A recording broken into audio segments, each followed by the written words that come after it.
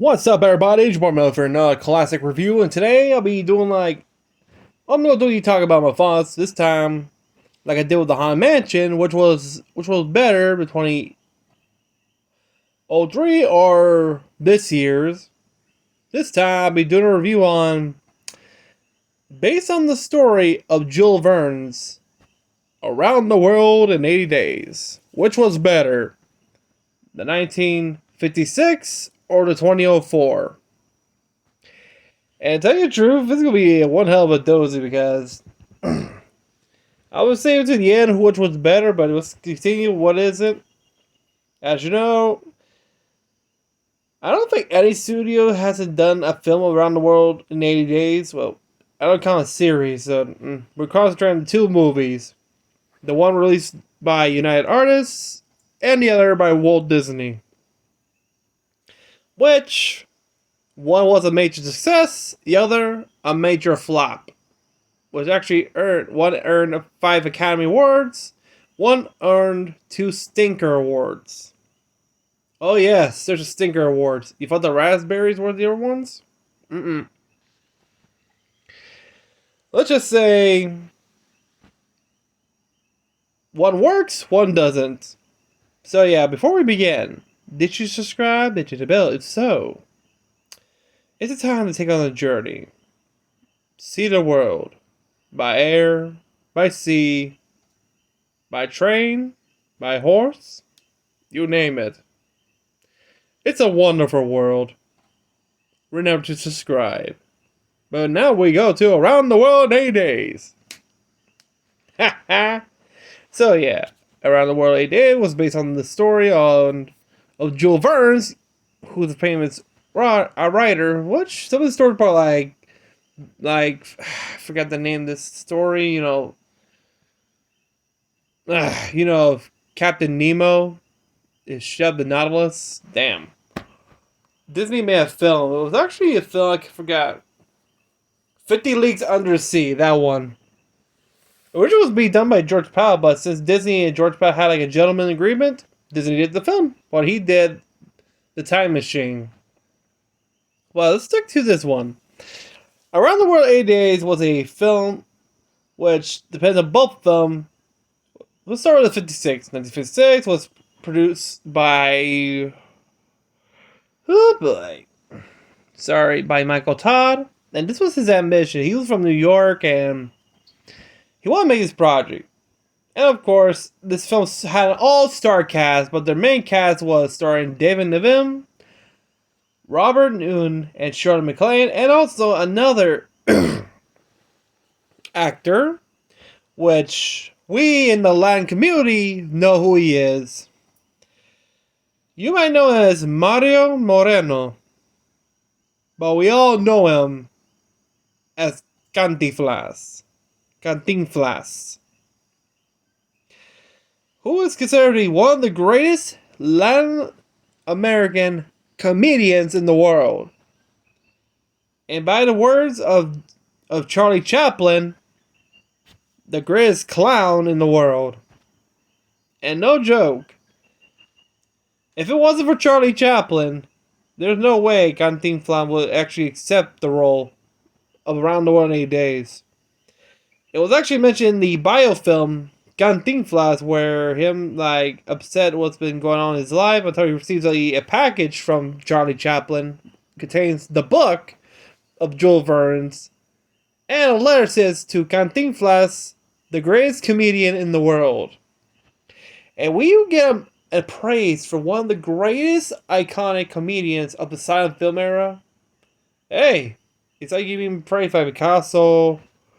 I don't forget what other famous artists or whatever. But still, if you're being praised by Charlie Chaplin, boy, you got yourself a winning streak in history.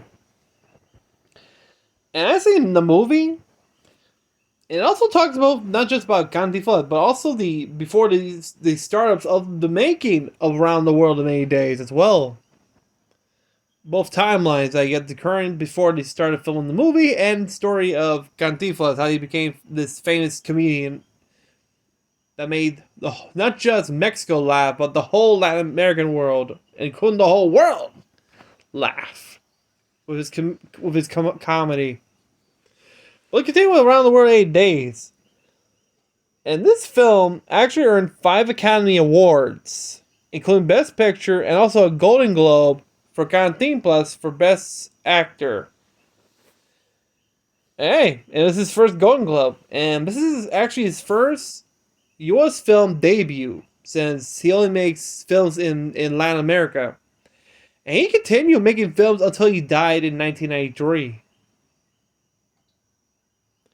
And now we get to the remake.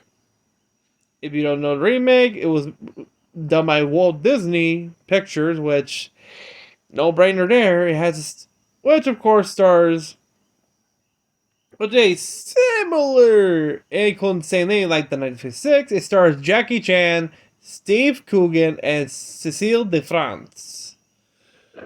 Which of course, oh boy. There's some elements here that does not even usually see in the book. And the 1950s got it right. This one is made a bit more crazy. How crazy? Well, you should put random characters, even random stars. Take example, the 56, you have a whole all-star cast from one of the greatest back in the day. How many? If you've seen the trailer for the 96 film, it's a lot. How a lot? Let's see. And it started running. 3, 2, 1. We have Edward R. Moore, A.E. Matthews, Ronald Adams, Walter Fitzgerald, Finlay Curry, Robert Morley, Frederick Lester, Ronald Squire, Basil Sidney, Noel Coward, Sir John Gill, Trevor Howard, Harcourt Williams, Martine Carroll, Fernandel, Charles Boyer, Evelyn Keyes, Jose Greco, Luis Miguel Dominguez, Gilbert Roland, Cesar Romero, Alan Marbury, Sir Cedric Cadwick, Melvin Cooper, Reginald Denny, Ronald Coleman, Robert Cabell, Charles Corber, Peter Lorre, Mike Mazurki, Richard Wattis, Key Luke, Felix Felton, Philip A., George Raft, Red Skeleton, Marlene Dietrich, John Carradine, Frank Sinatra, Buster Keaton, Colonel Tim McCoy, Joey Brown, Andy Devine, Edmund Lowe, Victor McLagan, John Oakey, Beatrice Lilly, John Mills, Glenn Jones, Hermione Gilgle, Frank Royd, Marion Ross, and James Dine. Whoo! That's a whole cast. That's the cameo appearance. When I say an all-star cast. And let's go compare it to the 2004. Jackie Chan, Steve Coogan, Cecil de France. Well, those are the main cast. And the rest, Owen Burmer, Kathy Bates. And guess what she plays? Kathy Bates. This is the actress from... You know which one. Misery. That's right. I'm your number one fan. I'm gonna break your legs with a sledgehammer. I think she was in also another horror film. I try to remember which one. And another Stephen King film. But continuing. Arnold Schwarzenegger, Ian McNeice, Karen Mock, Roger Hammond, David Ryle, Mark Addy, Richard Branson, John Cleese, Will Forte, Macy Gray, Sammo Hung, Rob Schneider, Luke Wilson, Owen Wilson, Daniel Wu, Robert Fife, Adam Goldley, Maggie M. Quigley, Phil Mayhew, Michael Youn, Frank Coraci, and Don Dye. And Johnny Knoxville was initially cast as a San Francisco hobo. I wonder what happened.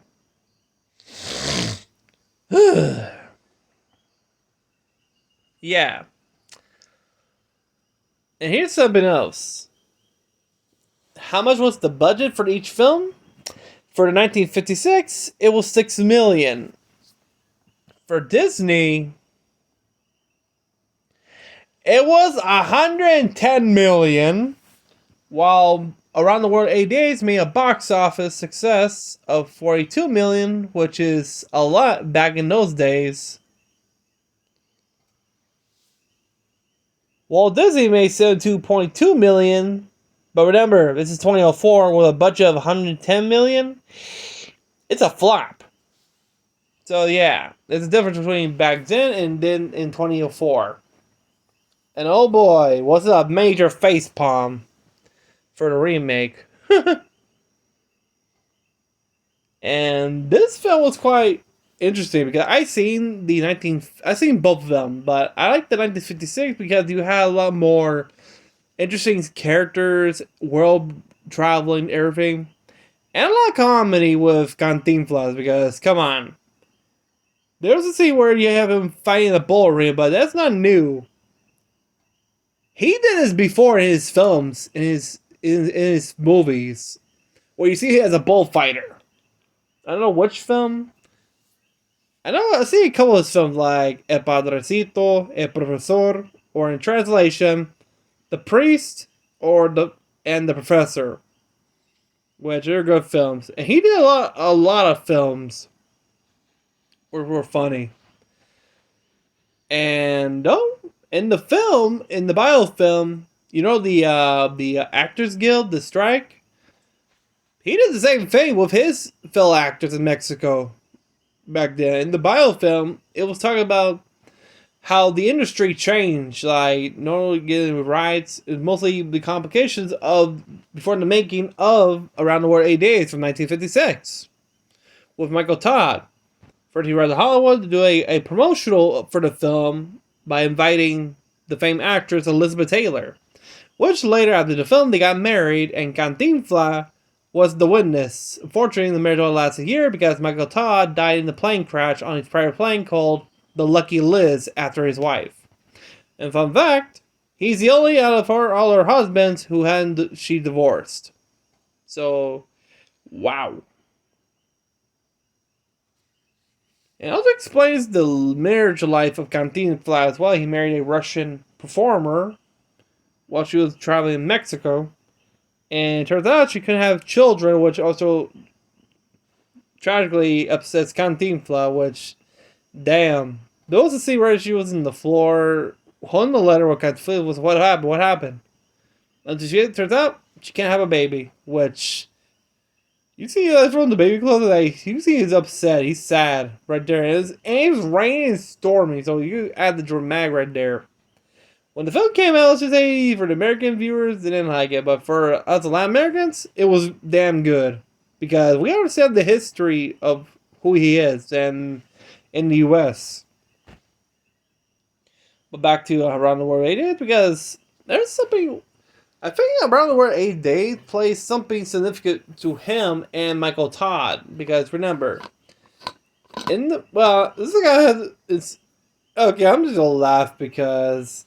I only put two posters, which is the original and the 2004, but I should put Cantinflas since he has a connection to the film, the original, than you all know.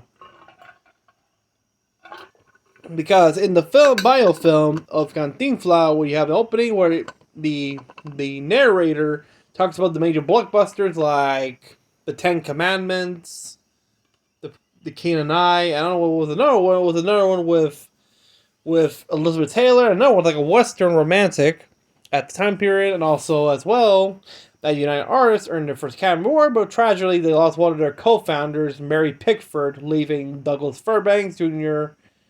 and Charlie Chaplin without her, since these three were the founding members of United Artists, where artists can do whatever they want without the system, which this is what's been going on with the actors' strike. Because the system is taking more control and not giving the actors freely what they're doing. And you see what Cantinflas and the rest of the Mexican actors did with the strike against the system. Which, oh boy, I think one of them got punched. I think it was one of his friends got punched. But yeah. Let's continuing.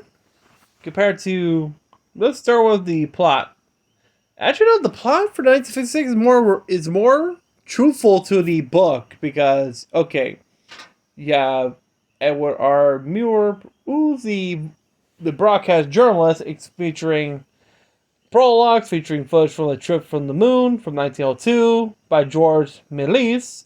Explained it is loosely based on the book of From Earth to the Moon by Jules Verne, which I didn't know that. As included is the launching of an unmanned rocket and footage of the Earth receding. We cut to back in 1872 in Victorian England, where we meet English gentleman Phileas Fogg, played by David Niven. You know what's funny? If you've seen the movie in Mexico, Cantinflas is the first on top of the main cast. Remember, since he's more of a big name down there in the whole of Latin America, of course, I'll say, oh, the Cantinflas film. Why not? And generate a lot of money because I've seen the biofilm where he does his thing. If you see Cantinflas does his little comedy stick, like his little dance and everything, everybody laughs right there. I think there was a scene where where his character and the other two were split up, and he's in Japan with the other two, well, on a ship. The people to meet him in San Francisco. He's having a good time exploring Japan, like watching a geisha show, geisha performance, visiting the gardens. He's having a good time while the rest are in the boat. He does like one of those little skits, but hey. As for the other one, let's just say, let's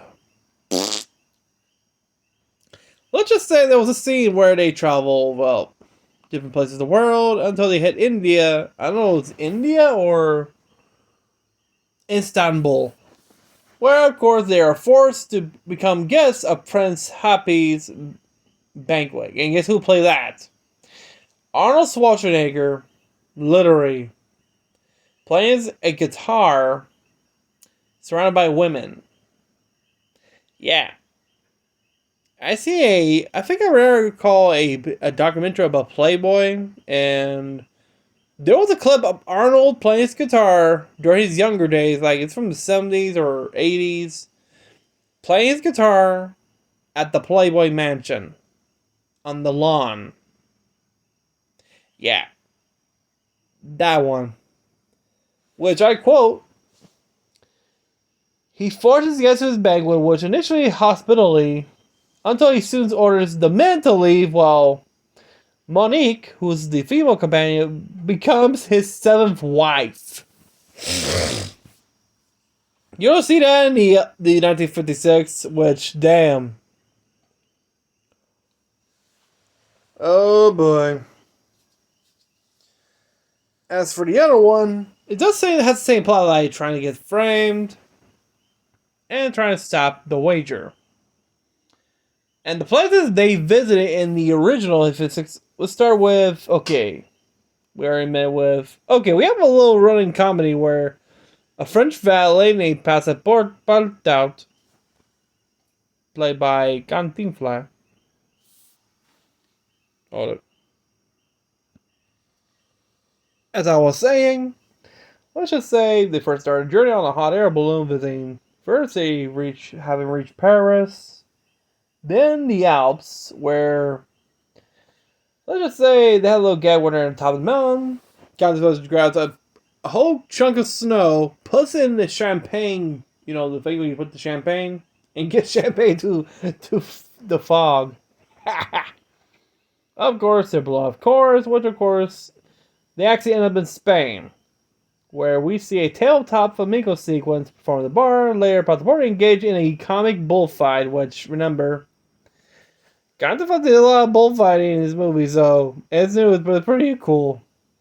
Next, he went to Brindisi in Italy. Meanwhile, back in London, suspicion grows when Fogg has stolen £55,000, which is around $5.2 million today from the Bank of England, so the police inspector is sent out by Scotland Yard to trail him, starting with in Suez, but must keep waiting for a warrant to arrive so he can arrest Fogg in the British controlled ports they visit.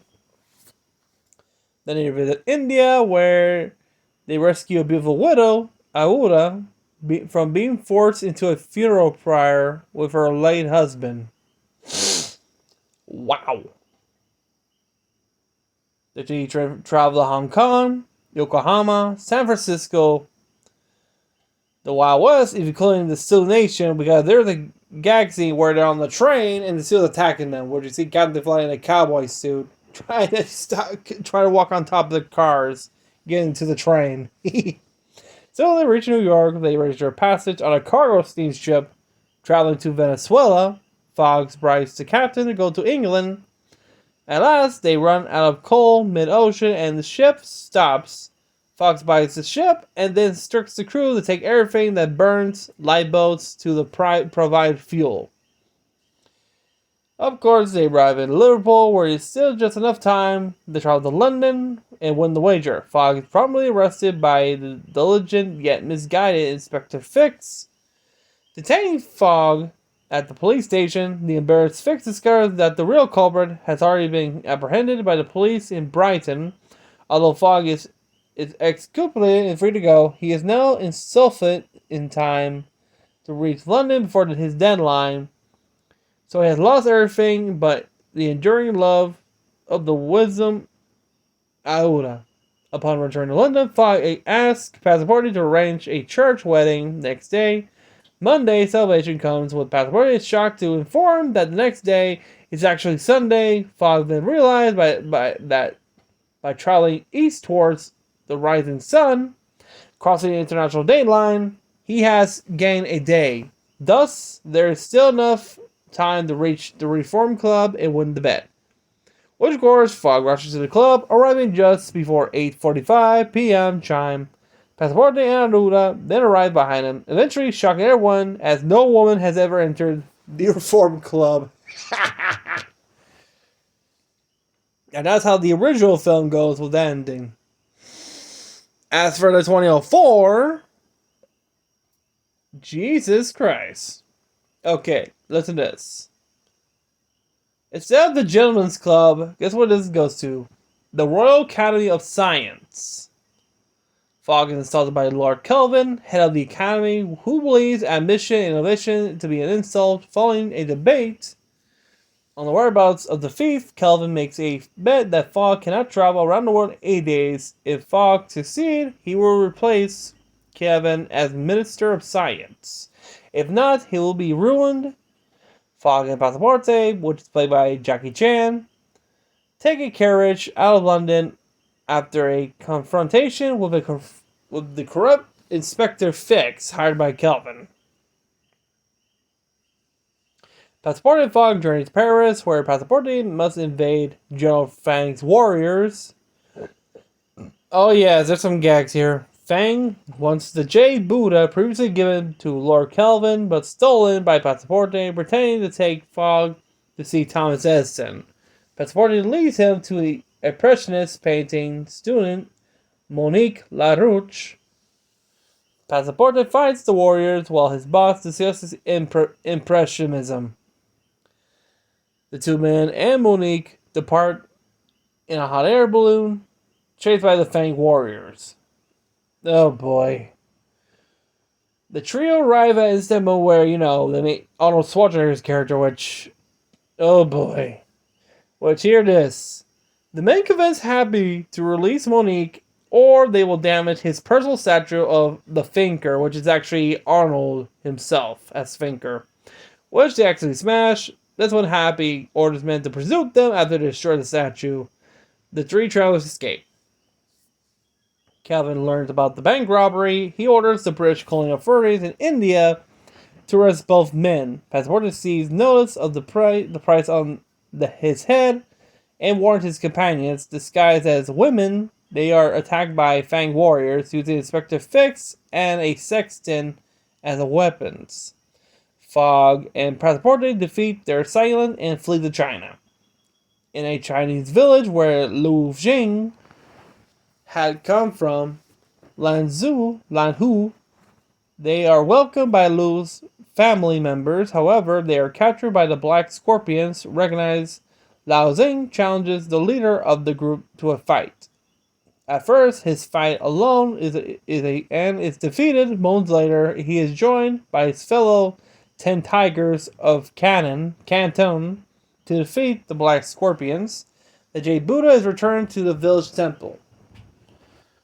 Fogg desires to continue alone, disappointed, and feeling used by his companions after finding out that drew a picture of Lao and his family members in the village. He travels to San Francisco and is tricked out of his money. He is found destitute by Lao Xing and Monique, who have followed him in the western desert, where they find the Wright brothers, who discuss their prototype flying machine. Fox suggests a few changes, which, of course, eagerly taken.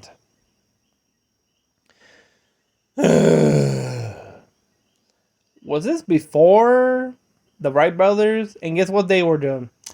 They made on bicycles before they made the first flight. Yeah, Phineas Fogg managed to make them the airplane. Good grief. Of course, in New York City, a jubilant crowd prevents them from their ship. A policeman leads them to an ambush in a workshop. The three friends fight Fang and her warriors and win. Though Fogg could have gone to the boat, he misses it to help Lao Xing. Fogg feels that he has lost, but the other two say that they must still make it if they catch the next ship. They board on the old ship, and Fogg builds a plane out of the ship's old wood, promising a new ship to the captain. The ship's crew builds a catapult to launch it. The three fly to London, crash land at the Royal Academy. Kevin sends the police to hinder them, and clock strikes noon, ending the wager. Kevin proclaims himself the victor, but Monique, Fix, and other ministers attest to his unfair methods. Kevin insults Queen Victoria, who, let's just say one again, is, who's going to stop me? The Queen! And he's like, oh, the Queen, oh, Queen, oh. And he realizes Queen Victoria's right behind his ass. And by the look of everybody, like, he's right away, like, God sees him. Right there. Who overhears him and learns of his actions, which leads to his arrest. She then reveals that she has bet money on Fogg, winning and congratulating him for making it back a day early. Fogg realized that they forgot to take the international dateline into account. Only 79 days have passed in London. Fogg ascends the stairs of the Academy and kisses Monique, victorious in his bed. Ugh, Jesus Christ. To tell you the truth, after reading these two, damn, I think like I said before, the 1956 nails it. Okay, the problem here is that they rely more on comedy and action, because remember, Jackie Chan was, that's all I'm saying. Jackie Chan was a major, a most popular star back then, because, of course, anything with Jackie Chan, they think it was going to make money. The problem is, if you don't have the right script, a good story, it's not going to work. I think he knew that as well, but, I think he had some fun, but still. As for the production, it was, like I said, Warner Brothers, who owned the rights to the 1956 adaptation, planned their own remake, with Stephen Sommers directing and Brendan Fraser starring after the success of The Mummy. Stan Chervine wrote the script for the utilization of the film. Around the same time, 20th Century Fox and Good Machine were developing their own version, with Mark Rosenthal and Lawrence Connor writing the script. Ang Lee and Stephen Herrick were considered to direct. Of course, when Frank Corsai got involved, he went back and read the original novel and watched the 96 film, where he realized the story didn't really have a driving lead character, so he decided to rework the plot considerably, which involved giving Phineas, Fogg, an arc. Corky, first choice for Fogg was Johnny Depp, but studio executives at the time didn't think Depp is in a family movie would ever work. So Jackie Chan was announced to play Passaporte in June of 2002. He was paid about $18 million for the role.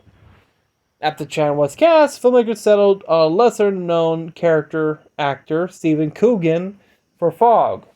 Walden Media was in charge of the vesting of the film, while Summit Entertainment handled foreign sales. Paramount Pictures acquired domestic distribution rights and set to release on November 21st, 2003.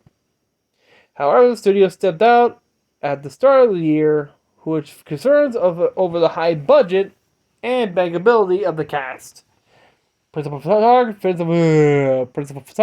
began on March 13th, 2003 in Thailand,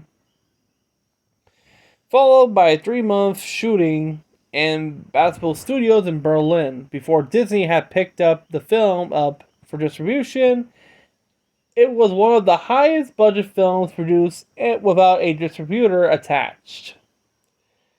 Oh boy.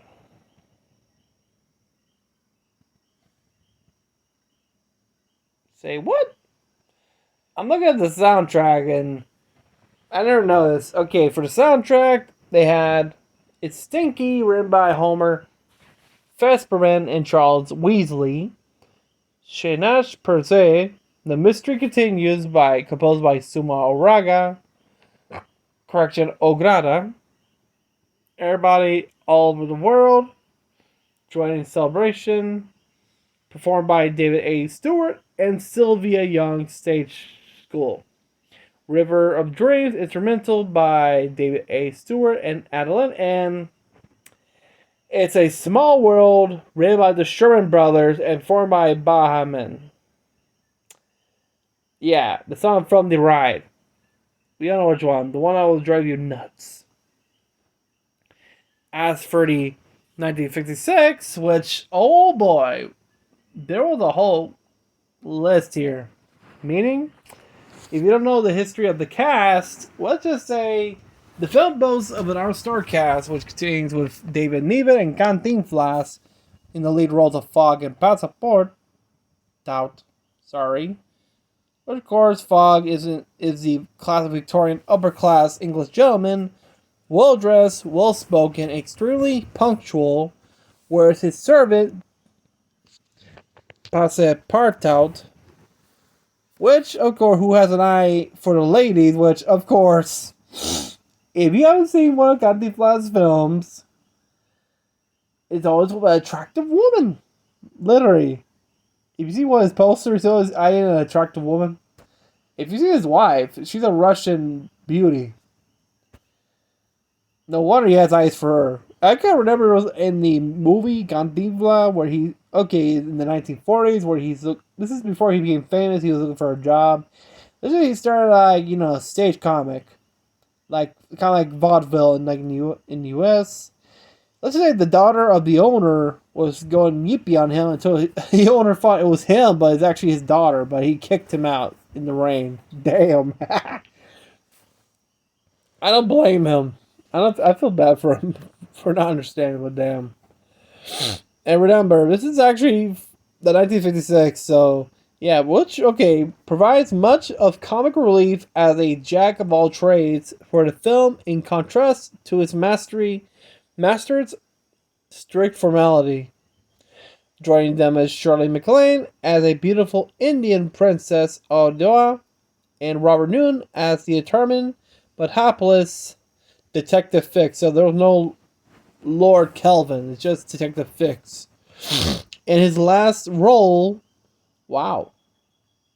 Along with this, Suzanne Alexander and Marla English were initially the finalists for the role of Princess Auda, but it was given to MacLaine, who accepted the role after having it turned down twice.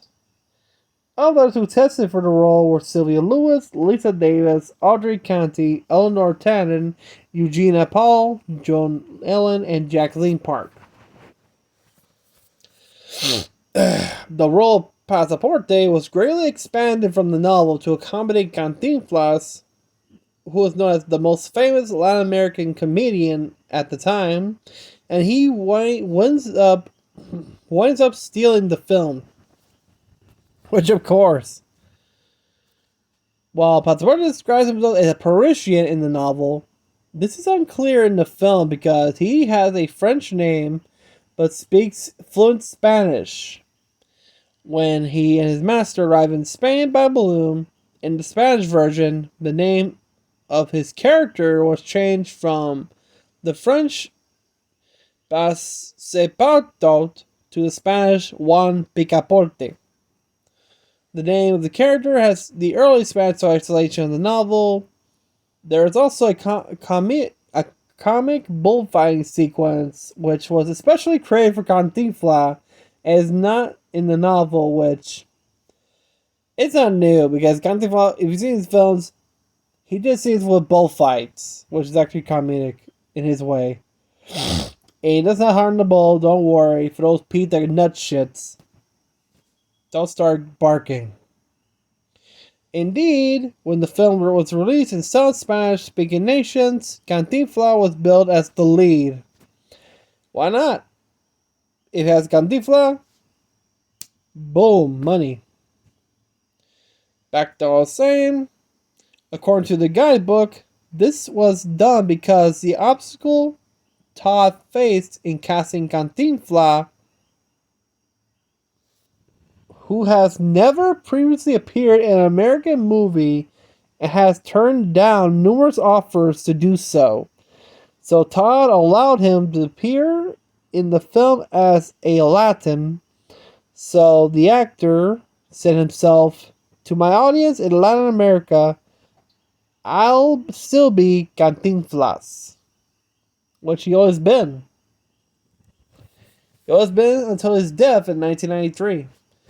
Including more than 40 famous performers, make a brief cameo appearance including, like I said before, Charles Boyer, Marlene Dietrich, Ronald Coleman, Peter Lorre, Charles Corbin, Noah Coward, Buster Keaton, George Rapp, Cesar Romero, Red Skelton, and Frank Sinatra.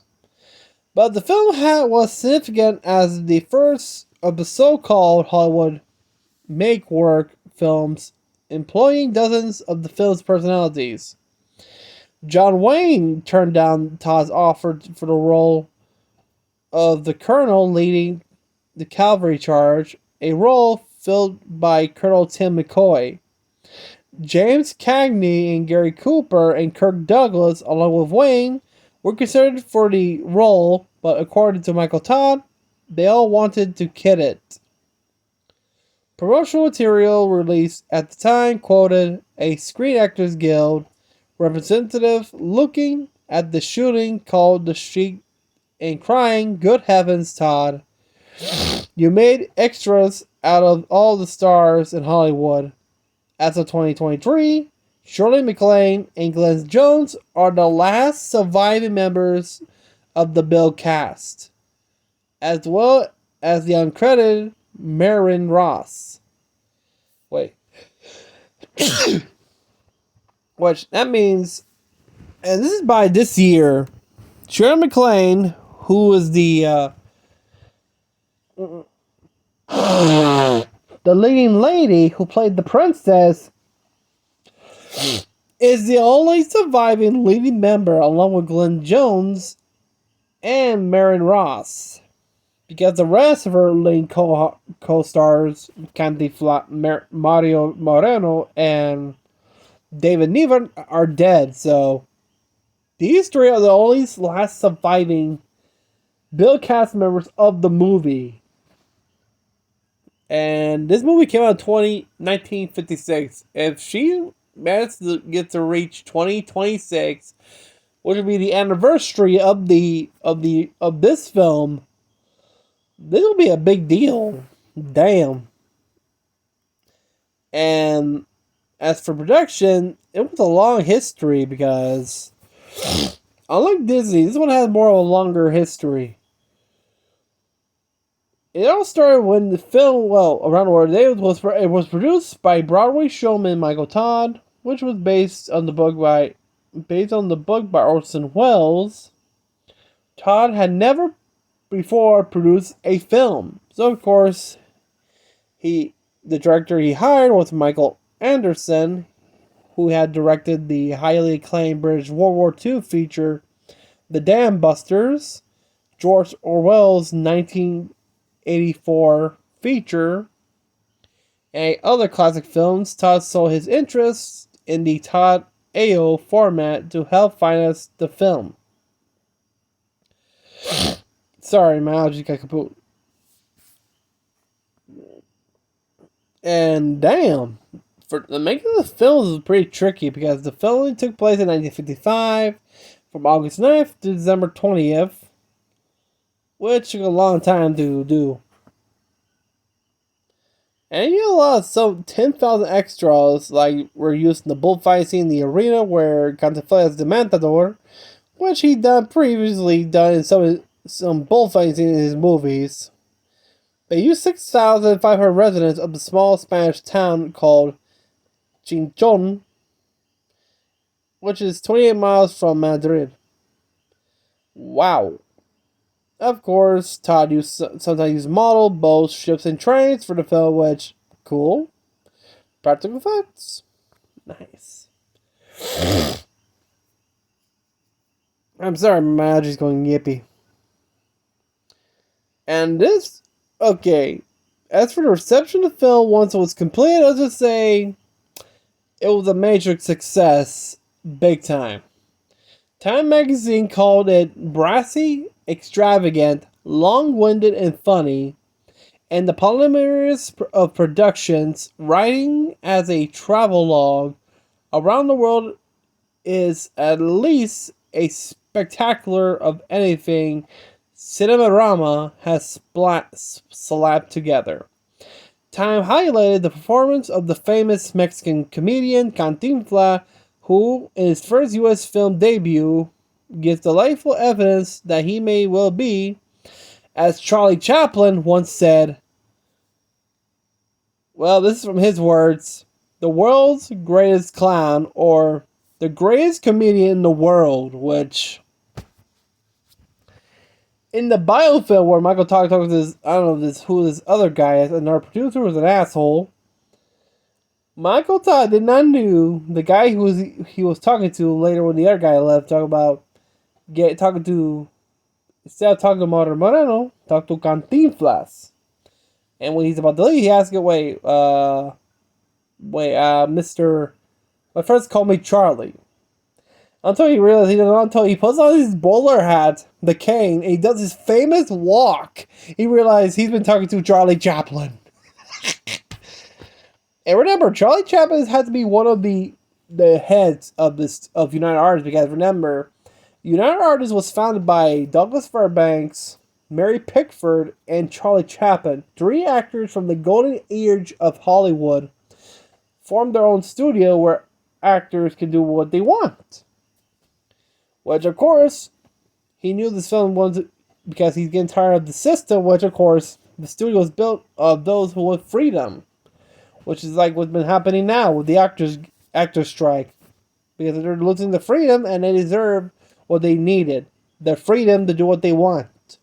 And better pay. And damn. If it wasn't for Charlie Chaplin, Cantinflas would not be the film. I don't know who else would be playing that role. I don't think there's anyone else who could play that role better than Cantinflas. Rest in peace, sir. You made the whole world laugh. And I remember seeing one of his films. There was actually here in Puerto Rico, there's a show that shows mostly Spanish films. I remember watching some from my grandpa back when I was little. Some were from his films, both black and white and in color. And he was funny, like damn. Imagine, and he's regarded as one of the greatest, not just in Mexico, but in the world, in the Hispanic world. As for that, and also, like I mentioned before, it developed the film and the personal life of the actor Mario Moreno during the time were dramatized later in the 2014 film Cantinflas, which I mentioned during this whole review. As for the accolades, the film was nominated for 8 Academy Awards, winning 5, including Best Picture, beating out critically and publicity praised films Friendly Persuasion, Giant, The King and I, and The Ten Commandments. It is also one of the few Best Pictures winners not to be nominated in any acting category. Although not nominated for Best Original Song, the film's theme song, Around the World, music by Victor Young, lyrics by Harold Adamson, became very popular and was a hit for Bing Crosby in 1957, and was a staple of easy listening genres for many years. Around the World, I Searched for You, I Traveled on when hope was gone to keep a rendezvous. No more will I go around the world, for I have found my world in you. In the film was screened in the 1957 Cannes Film Festival, but was not entered in the main competition. As for the awards, for the Academy Award, it won Best Motion Picture for Michael Todd, Best Screenplay Adapted for James Poe, John Farrow, and S.J. Perlin. Best Cinematography Color by Lionel Linden. Best Film Editing by Jean Rejou and Paul Weverax. And Best Music Score of a Dramatic or Comedy Picture by Victor Young, possibly a Prometheus Award. As for the Golden Globe, it won Best Motion Picture Drama and also Best Actor in a Motion Picture, Musical, or Comedy for Cantinflas, his first Golden Globe.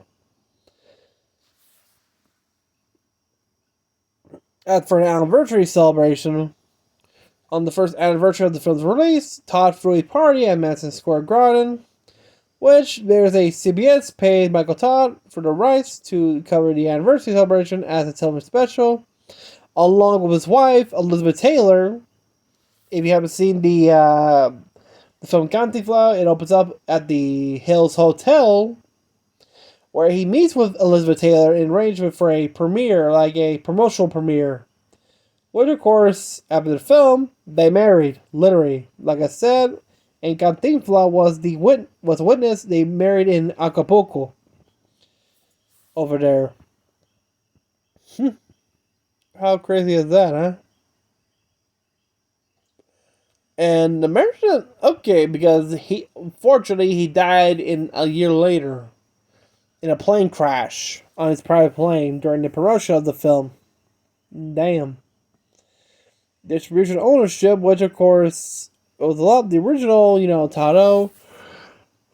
Fortunately, it was sorry. Around 76, after its last network television broadcast, Artists lost control of the film's rights to Elizabeth Taylor, who was the widow of producer Michael Todd, who had inherited a portion of his estate. In 1983, Warner Brothers acquired the rights from the film from Taylor and reissued the film from Newby for announcement.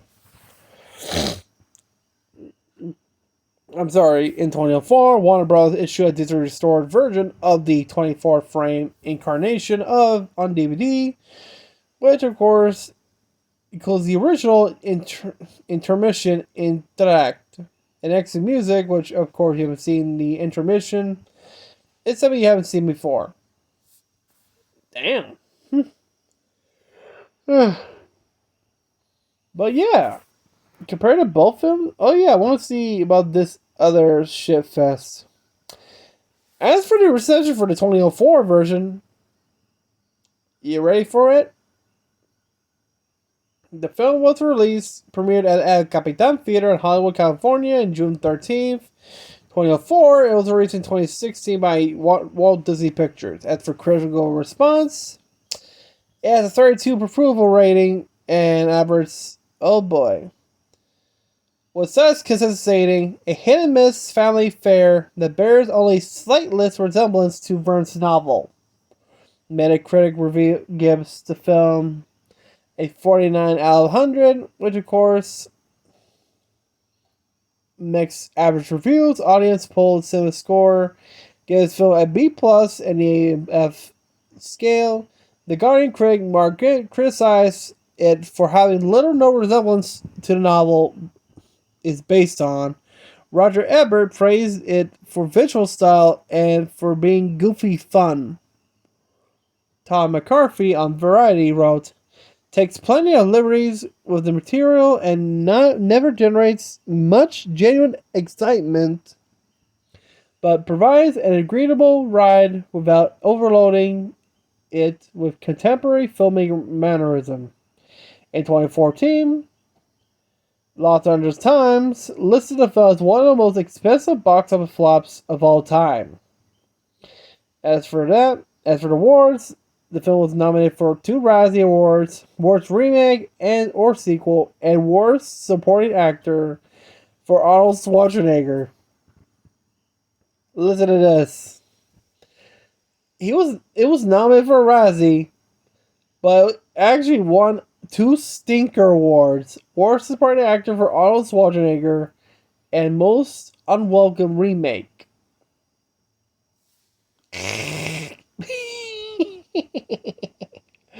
I'm sorry, it's actually pretty funny. Damn. But, okay. To the end. Which film was better? I'm sorry, but the 1956 has to be the best one. You can remake it, but you can't beat the original if you don't have what actually has the story, what it went through to get the job right. To get through the production, to get the actors, the ones for the right role. And compared to which of the, the servant roles, the Passaporte role, compared to Cantinflas and Jackie Chan, I know he's good for action, but yeah, a little bit of comedy, but unfortunately, you can't surpass Cantinflas' style.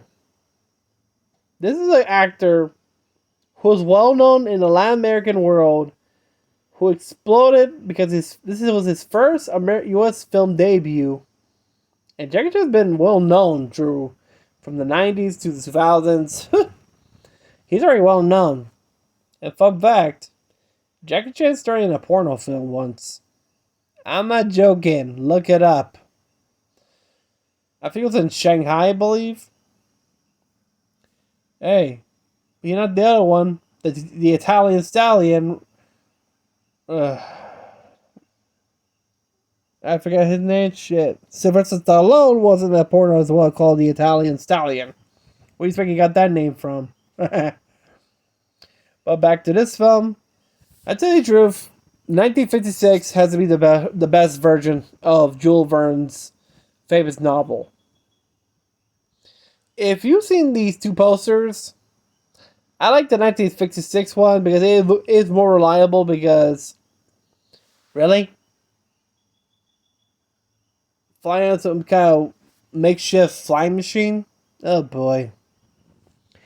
Plus, I like the original typography for the poster. Okay, look at the artwork for the original 1956. It's simple. It tells you, it's like something from the novel. It says, it's a wonderful world if you only take the time to go around it.